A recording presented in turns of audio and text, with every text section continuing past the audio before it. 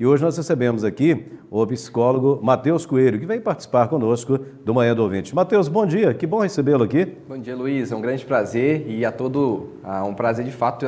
Eu envio aqui um abraço para o Léo, que me fez o convite, e a você também participar desse Manhã do Ouvinte. Inclusive, quando o Matheus chegou, falava para ele, eu já te vi no vídeo aqui várias vezes, né?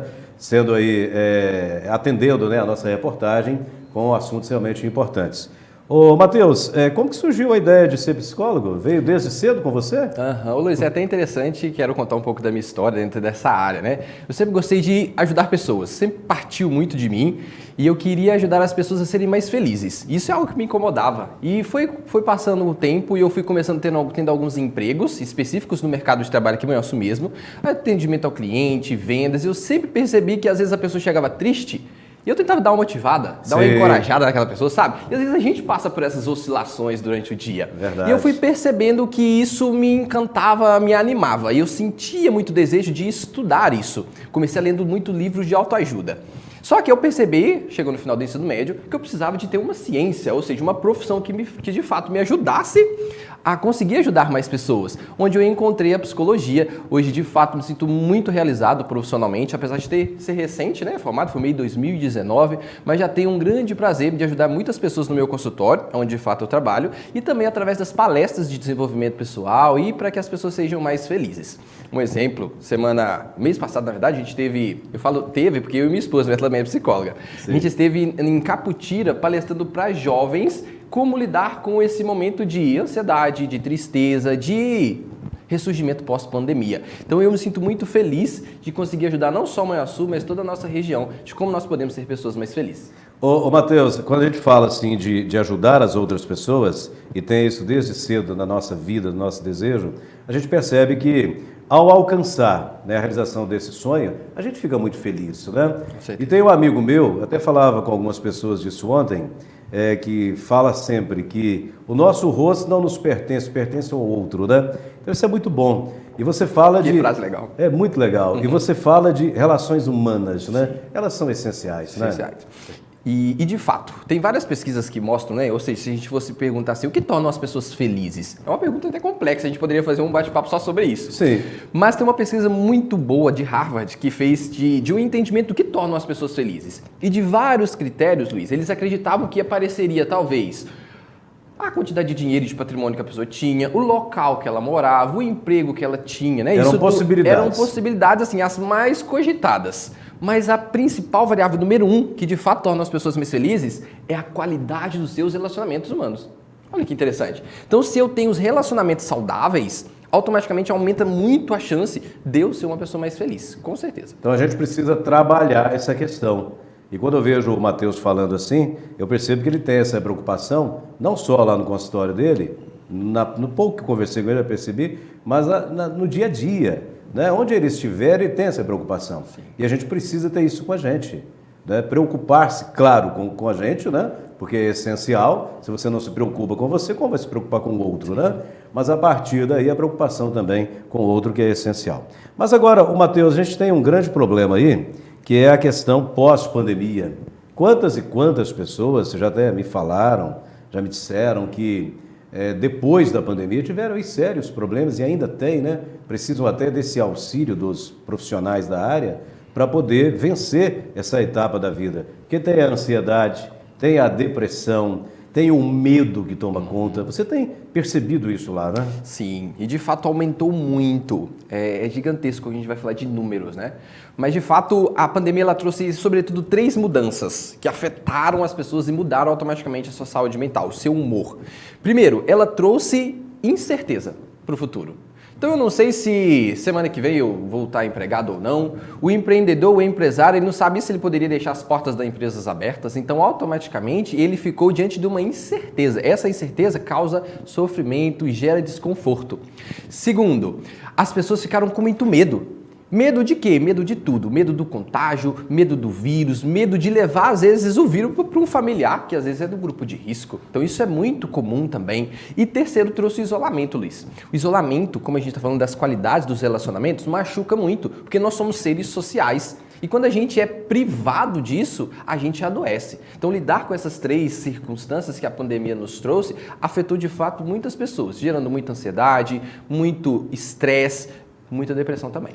Agora, falando desses 3 itens que você citou aí, essas 3 situações, né, pós-pandemia, como lidar com elas, hein? Eu sei que a gente precisaria de muito tempo para falar de cada uma, né? Sim. Não é assim, pá e bola e respondeu. Mas assim, o que a gente pode fazer para lidar com elas? Vamos lá, dentro dessas 3 situações e já globalizando de como lidar com a ansiedade, com a depressão de uma maneira geral, gente, como lidar com o medo? Primeiro, o medo ele é sempre fruto de uma incerteza. Então, o medo e a incerteza eles estão muito juntos. Porque a incerteza, né, gera o medo. Relacionados. Né? Exato. Então, como que a gente lida com o medo? Primeiro, focando no que depende de nós.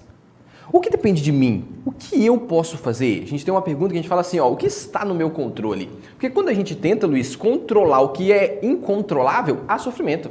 Sim. Então, se eu tento controlar a economia, a taxa Selic, se eu tento controlar se eu vou ser mandado embora ou não, eu adoeço. Por quê? Porque eu não controlo. E não depende de você. E não depende de mim. Você é parte dessa engrenagem, Dessa engrenagem. Mas, Matheus, o que depende de mim? Depende de mim ser um bom funcionário, ser, de fato, capacitado para oferecer o melhor trabalho possível. Se você é empreendedor, e aí você, de fato, tem um grande desafio, é aprender a lidar com essa maré desse momento, aprender, inclusive, com a crise. A crise, ela tem essa possibilidade de trazer um ressurgimento. Um ressurgimento, talvez, de um produto novo que ainda não foi criado, ou talvez de você fazer um curso novo que ainda não foi feito. Quando a gente foca no que depende da gente, isso é um primeiro passo para lidar com medo. O segundo é tentar aceitar a incerteza e deixar para resolver problema com hora marcada. Essa é uma habilidade muito importante. E é difícil de conseguir.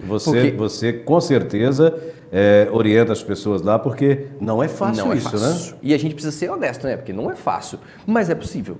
Como que a gente lida com isso? Aí entra a preocupação. A preocupação é quando tem um problema futuro, eu tento mexer nele agora, só que eu não resolvo o problema e eu atrapalho o meu presente.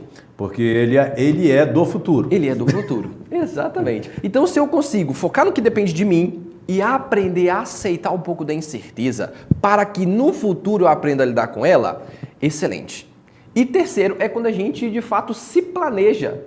Ou seja, então se eu percebo que há um grande risco do mercado de trabalho não abrir, imaginando no caso de um empreendedor, eu posso começar a pensar talvez em ter um empréstimo no banco ou encontrar outras estratégias para suprir o meu desconforto, a minha insegurança, o meu medo. Então, quando a gente foca no que depende da gente, quando a gente tenta aceitar e tolerar um pouco da incerteza, tentando deixar para resolver ela no momento da hora marcada, e quando a gente, de fato, aprende de que nós precisamos encontrar outras estratégias para lidar com esse desconforto, encontrando segurança, aí a gente, de fato, começa a mudar a nossa relação com os desconfortos da pandemia.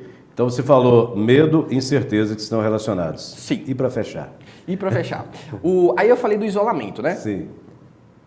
Quando a gente fala do isolamento, é muito importante a gente ainda seguir os protocolos de segurança. Então, tá com máscara quando oportuno, álcool em gel, distanciamento e evitar comportamento de risco, né? Que às vezes podem divulgar e propagar ainda mais o vírus. Agora, quando a gente está falando de isolamento, hoje nós temos o benefício da tecnologia. Então, se a gente aprende a usar a tecnologia com moderação e com sabedoria, inclusive, um grande indício de que as pessoas adoecem mais é o excesso das redes sociais por causa da pandemia. As pessoas foram para dentro de casa, porque tiveram que de fato ir para dentro de casa, e elas entraram dentro do mundo da rede social e pararam de cuidar de si, pararam de cuidar das suas rotinas. Isso tudo foi propagando e desenvolvendo ainda mais tristeza, mais ansiedade. Então, para lidar com o isolamento, tente, de fato, encher a sua vida de relações sociais, mas às vezes usando a tecnologia, às vezes você cultivando com as pessoas próximas da sua família e às vezes até evitando este momento de promover comportamento de risco, mas de estar com o seu núcleo familiar, que o seu núcleo familiar vocês já vão ter aquele relacionamento mesmo, que estão na mesma casa e às vezes mantendo contato por ligação, porque assim você reduz o risco do isolamento e consegue manter a sua sanidade mental.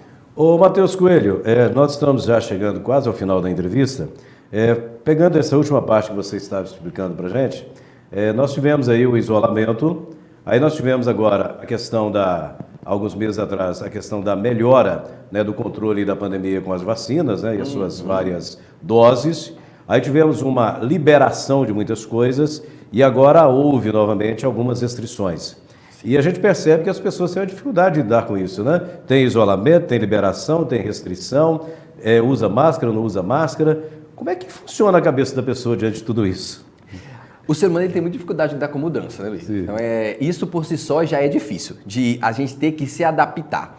O principal ponto aqui é a gente levar em consideração qual é o objetivo da ordem. A ordem está vindo de cima, né? Ou seja, use máscara, mantenha distanciamento, use álcool em gel. Então, qual que é o objetivo? É, de fato, a nossa proteção. Então, na cabeça do ser humano, vai ter alguns mecanismos de defesa que podem prejudicar essa adaptação à mudança. E um dos principais dele é a negação. As pessoas negam o pedido de ajuda, negam que vem uma autoridade que é para o nosso bem. Ah, se o fulano está fazendo, então eu posso fazer também. Aí começa a negar e depois começa a querer se rebelar. Ou seja, não, eu sou livre, eu faço o que eu quiser, quem manda aqui em casa sou eu. Esses são mecanismos de defesa que podem atrapalhar a adaptação à mudança. E quanto mais rápido a gente adapta a uma mudança, mais feliz nós somos. Darwin falou isso, não é nem sempre o mais forte que sobrevive, nem às vezes nem o mais inteligente, mas é aquele que se adapta às mudanças. Se a gente consegue se adaptar às mudanças, de fato a gente consegue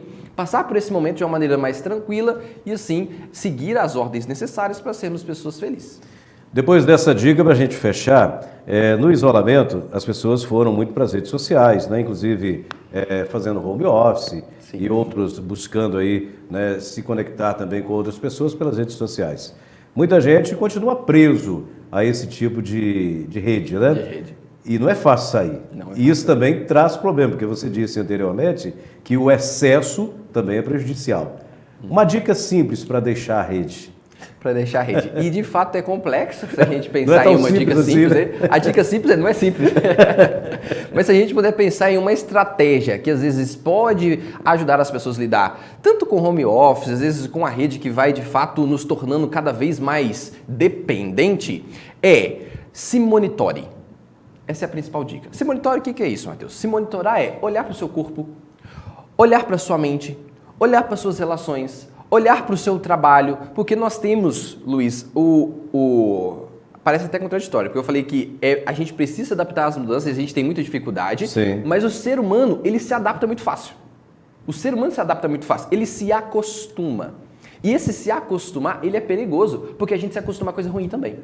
E aí, se acostumar com coisas ruins, a gente começa a se acostumar com estresse, a gente começa a se acostumar a não almoçar no horário certo, a gente começa a acostumar a não tomar café da manhã. Por quê? Porque eu tenho que ir direto para o trabalho, porque às vezes tem alguém ligando, tem alguém me esperando. Então a gente começa a viver no famoso piloto automático e isso daí a gente para de se monitorar, que é a dica, se monitore. Ou seja, perceba a quantidade de tempo que você passa na rede. Será que é saudável?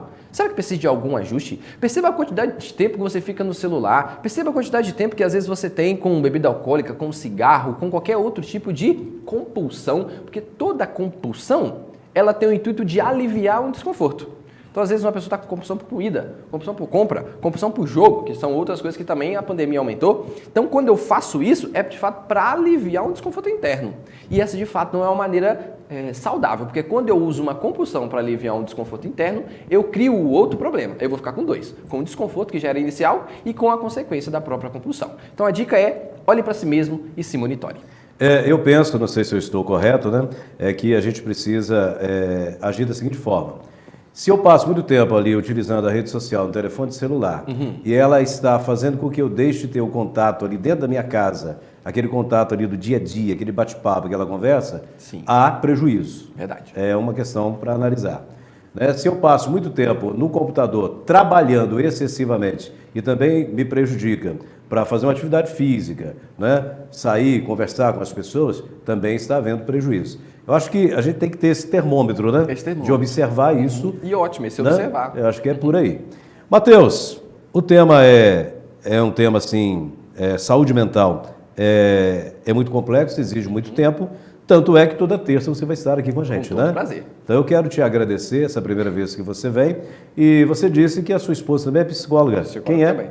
Valéria. Valéria. Isso. Então vocês trabalham juntos? A gente trabalha no mesmo consultório. Hoje tem uma grande possibilidade do tratamento online. Sim. Então a gente consegue combinar. O momento que ela está presencial, eu estou online no escritório de casa e vice-versa. Ela, quando está em casa, eu estou no consultório. Tá. Você disse de palestras, e todas essas palestras que você faz, são palestras para escolas, para empresas. O contato seus? O nosso contato, eu acho o meio mais fácil é o próprio Instagram, né? Então tem Matheus Coelho Psi, meu Matheus tem aqui, né? Ele não tem H. E Valéria Paula é a minha esposa, também tá lá só você jogar Valéria Paula, psicóloga, você vai encontrar o login dela. Nossas palestras é com esse intuito, de ajudar as pessoas a serem mais felizes e também mais produtivas. E muito obrigado por vocês terem buscado esse nicho de mercado, mas muito mais do que isso, esse desejo de ajudar as pessoas. Exato. O caminho é esse, né? É esse o caminho. São 8h53, termina a entrevista de hoje. Amanhã, quarta-feira, teremos mais uma entrevista nesse horário, a partir de 8h30 da manhã.